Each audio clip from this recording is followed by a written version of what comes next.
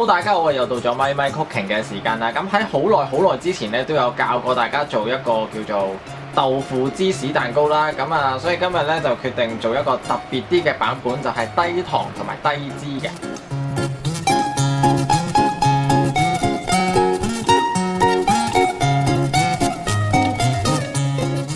首先咧就將無鹽牛油溶液同埋輕而消化餅碎咧撈勻。之後咧就可以將啲餅碎咧倒入模入邊，用羹壓實佢啦，然後咧就放入雪櫃30分鐘。水滾之後咧就可以將布包豆腐咧飛水1分鐘啦，之後咧就用廚房紙將佢印乾。然後咧就可以將啲豆腐壓爛同埋過篩啦。咁如果想做出嚟啲口感咧滑一啲嘅話咧，建議咧就將啲豆腐過篩2至3次。跟住咧就可以加入健康糖啦，將啲低脂忌廉芝士打到佢滑身。之後咧就可以加入豆腐，將佢撈勻。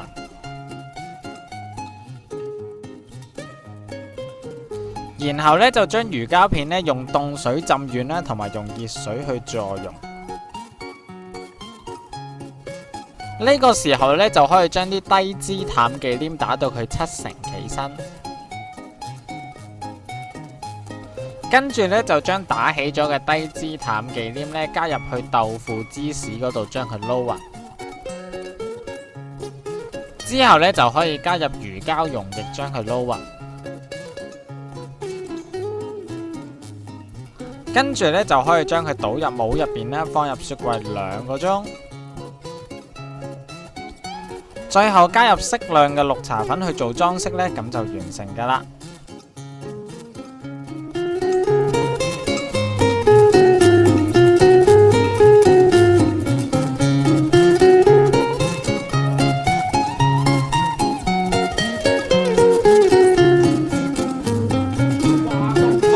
已經完成咗我手頭上呢一個咁特別嘅豆腐芝士蛋糕啦，咁啊，梗係依家事不宜遲，去試食啦！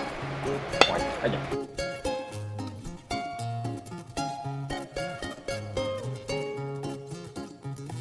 咁的而且確咧，今次嘅芝士蛋糕咧係冇咁甜啦，咁啊，亦都可能有啲朋友就會留意到啦。咁點解你今次係用呢一個嘅布包豆腐啦，咁而我上一次咧係用一個盒裝嗰啲豆腐，咁兩者個分別係喺邊度呢？